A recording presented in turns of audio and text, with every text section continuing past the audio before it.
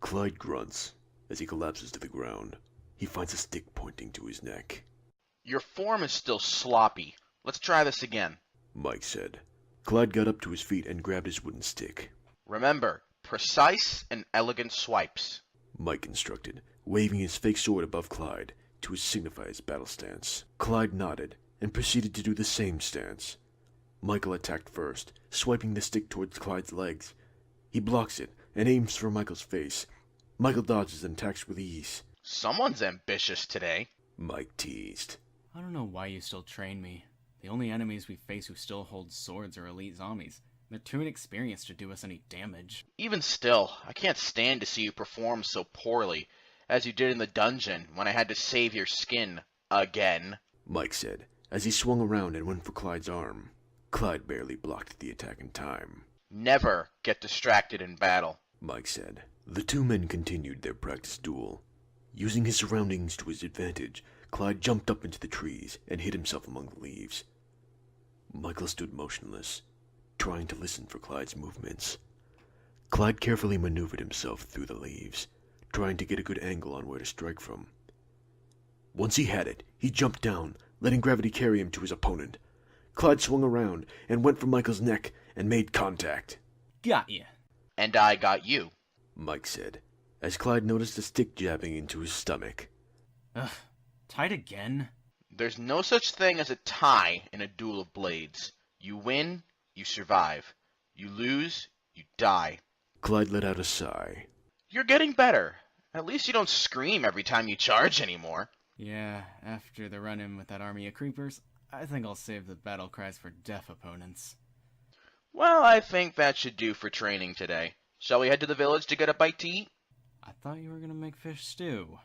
I was, but somebody ate all our fish. Oh, yeah. Sorry about that. They made their way down to Isabella's village with empty stomachs, bickering with one another the whole way down. Farther away from the village lay a stronghold, underneath the planet's surface, home to two warriors clouded in dark energy.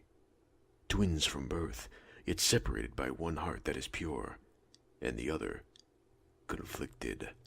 You're back, Said a shy voice. Kyle, we have work to do. Said Ebony as she walked in through the doors. What has he asked of us this time? The son has been found. He wants us to find him, destroy his friends, and bring him to the castle. Ebony explained to her brother. Is he the legacy holder? Yes, but he doesn't even know it himself, so he has no abilities to use. However, he is extremely talented with the blade, so I will need your help to take him down. Oh, okay. Get your robes and whatever you'll need. It's going to be a long trip. Back at the village, the two miners were still bickering with one another on who had the best performance on the previous hunt. Are you seriously still trying to debate this? Yes, you know just as well as I that I had more than you. Not from what I saw in the difference of bones in our respective chests.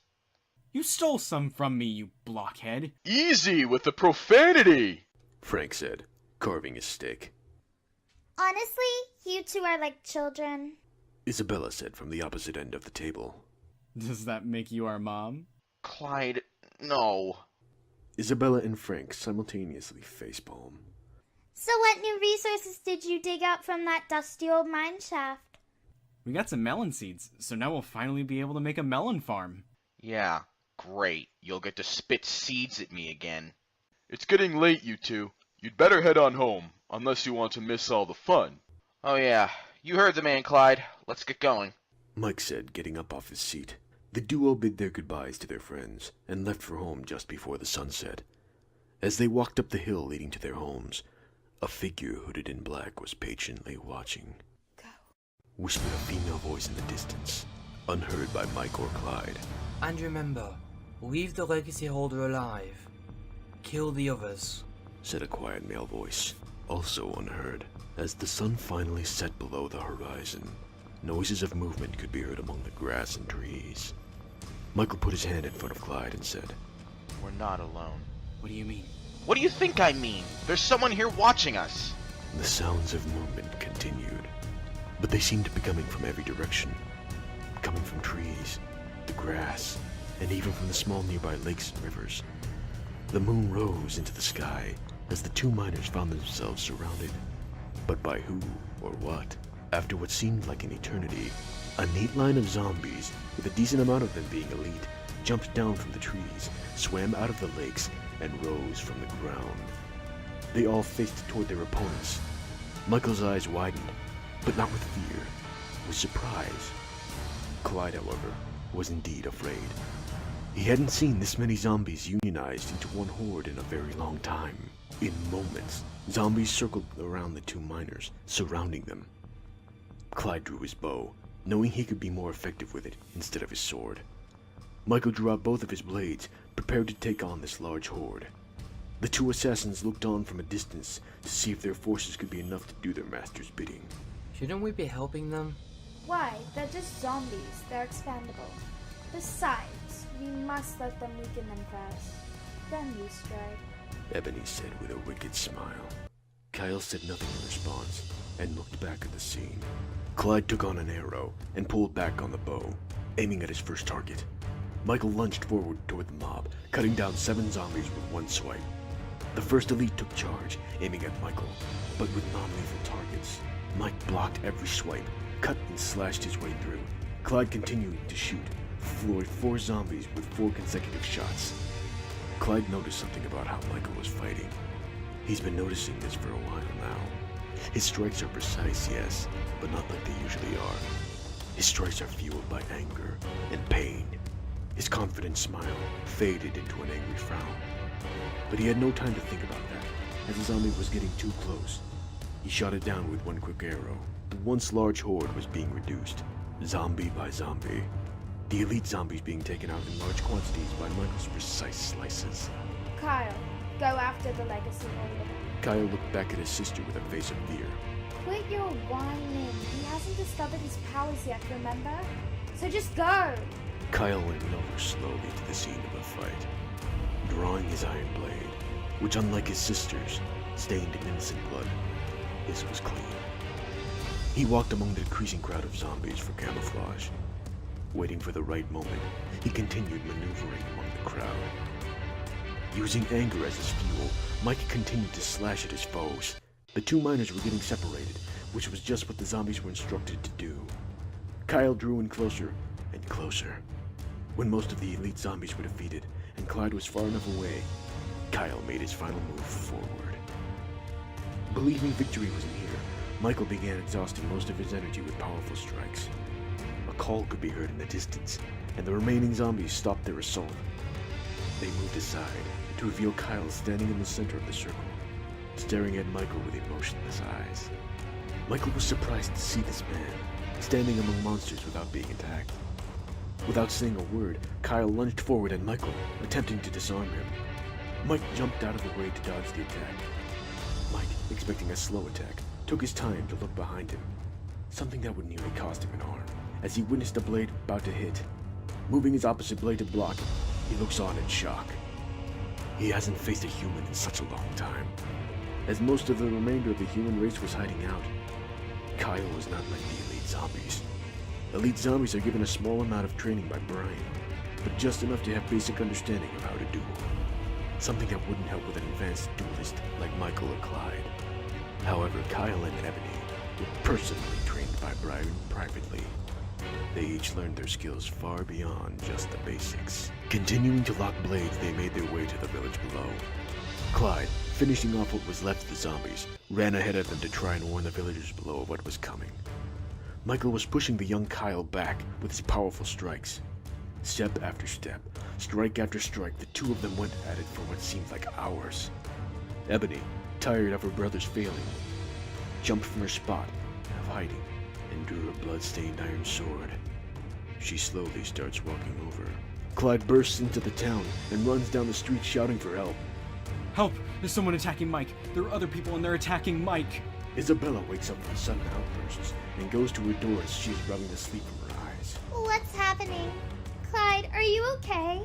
Mike and I were headed home. We were surrounded by a huge horde of zombies. And then when the horde started to shrink, this guy jumped from the trees and attacked Mike. Clyde bursts out while also catching his breath. That was the fastest I ever ran in my whole life. Well, catch your breath quickly. We gotta go help him. Isabella says, grabbing her father's sword and putting on her shoes. You're gonna go in your PJs? Save your clever remarks for later. Oh, so they're clever. Clyde! As the two of them start their sprint out of the village, both Mike and Kyle start to slow down their fighting. Who are you? Mike yells as he blocks another strike. Kyle ignores him and aims a swipe at Mike's legs. Quickly dodging it, Mike tries to hit the hilt of Kyle's blade to knock it out of his hand. Why are you attacking me? Mike tries to question again.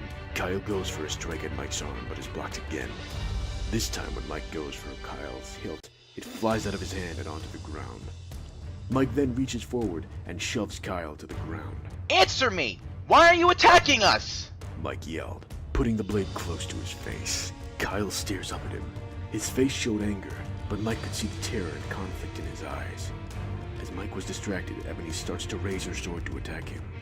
In his side vision, he saw it, but before he could react, an arrow zips in front of his face and into Ebony's shoulder. She lets out a shout of agony and stumbles back. Mike turns to see Clyde with a bow and another arrow in its notch, ready to fire, and Isabella standing with a sword. Ebony lets out a growl. Your little village isn't going to stay standing for long, and next time, we'll be ready. Ebony spits out before swiftly turning around with the arrow still lodged in her shoulder. Mike turns to Kyle as he starts to scramble to his feet and run after the other girl like a lost dog stuck on a leash. Clyde and Isabella run up next to Mike as the three of them watch the two mystery people disappear into the forest. Why didn't you kill the guy? We should go after them. That way they won't have a chance to strike back. No. Mike says as he put away his swords. Why no? What do you mean no? There's something off about those two. Well, duh, they tried to kill you. In my book, everyone deserves a second chance. Let's just head back. Mike says, turning to go back toward the village. Michael, wait. And Mike turns to look at him, ready for Clyde to yell more about the two figures. It's 40-1 now. Clyde says, putting his arrows away and giving Mike a cheeky smile. Mike shakes his head, and the three of them head back to the village. How can you say someone who tried to murder you deserves a second chance? See, that's the thing. He wasn't trying to murder me. I think attacking you with a sword counts as attempted murder. But I could tell he didn't want to hurt me. Maybe it was just his personality, or they wanted me alive. How can you act so calm? There are people that want to capture you. 'Cause they didn't. That makes no sense. It's just how he works, Isabella. Clyde says, rolling his eyes. Most things that are evil don't start out that way. And they don't have to end that way. Mike says, like a wise old man. As the two assassins ran, many thoughts circled in their mind about what had just happened. What's going to happen now? We report back to our master about our failure. Is he gonna kill us this time? Kyle asked, to the point of tears. Doubted. As long as we remain useful to him, he won't toss us aside. The assassin duo headed for their master's castle. As they approached, they noticed a large plume of thick black smoke rising above the entire structure. Kyle began to motion towards the building, but Ebony stopped him in his tracks. The Lord of the Earth has come before us. Ebony said as she stared into the smoke above. Inside the castle, Brian bowed before the source of smoke. The smoke manipulated itself to look like a man, but it was just the shape of a man. The shape was faceless, lifeless, and immortal. The only thing resembling a facial feature were the two shiny red dots, where eye sockets should be. Without a mouth to speak with, it still managed to say, "Have you dispatched the assassins to deal with the boy? As you instructed. Have they managed to complete their mission?" As you predicted, no. They were defeated by Michael, with help from his friends. Brian replied, still bowing before the thick black smoke. The smoky figure spread its heat across the entire castle. While the smoke itself was hot, most of the heat coming from this figure was from all the raw power it had inside. The castle shook from all the power it was throwing in every direction. "I have a change of plans for you." Brian said nothing, and continued to kneel. Continue to send your pawns out to face him. However, only pick off his friends one by one. This way, we can slowly bring out the monster within. As soon as his inner monster is released, he will be one of us. Brian looked up to the heated smoke and said, As you wish, Father.